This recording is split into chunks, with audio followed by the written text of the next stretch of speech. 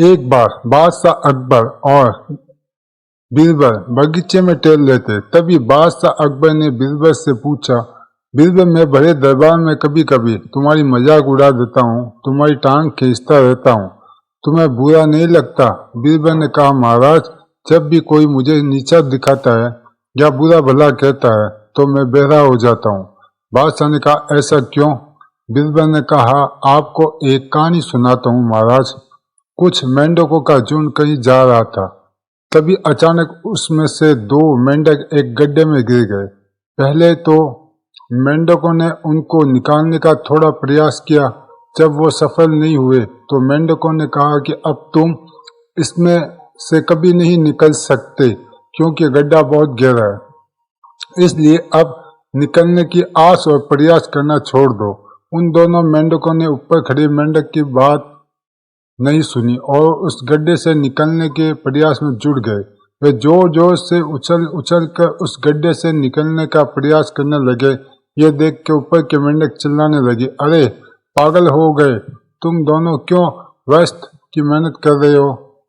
व्यस्त ही शक्ति बर्बाद कर रहे हैं। अब तो तुम्हें जीवन भर इसी गड्ढे में रहना है, तो हार मान लो।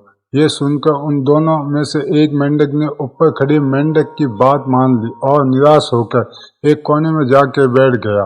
परंतु दूसरा मेंढक लगातार उछलता ही जा रहा था और उसने अपना प्रयास जारी रखा। इस बीच ऊपर के मेंढक चिल्ला चिल्ला कर उसे समझा रहे थे कि क्यों व्यर्थ की कूद फांद कर रहे हो। तुम भी उसे दूसरे मेंढक की भांति हार मानकर एक कोना पकड़ लो।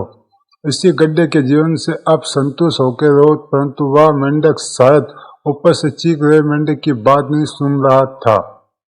बहुत कठिन प्रयास करने के बाद आखिरकार वह मेंढक गड्ढे से बाहर निकल ही आया। जब वो बाहर आया, दूसरे मेंढक ने उसे घेर लिया और प्रभावित होकर उनसे पूछा, ये तुमने कैसे कर लिया?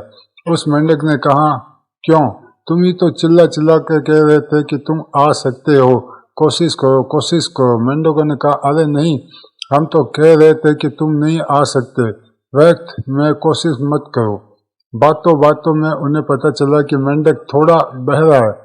वो उसे नकारात्मक बातें बोल रहे थे, परंतु बाहर बहरा मेंढक सोच रहा था कि वे मेंढक उसका उत्साह बढ़ा रहे हो, इसलिए उसने प्रयास नहीं छोड़ा। सभी मेंढक उसकी ये बात समझकर दंग रह गए। कहानी समाप्त करते हुए बीरबल ने कहा, महाराज, इसलिए मैं भी बुरी भली बातों को सुनकर बहरा होना उचित समझता हूँ।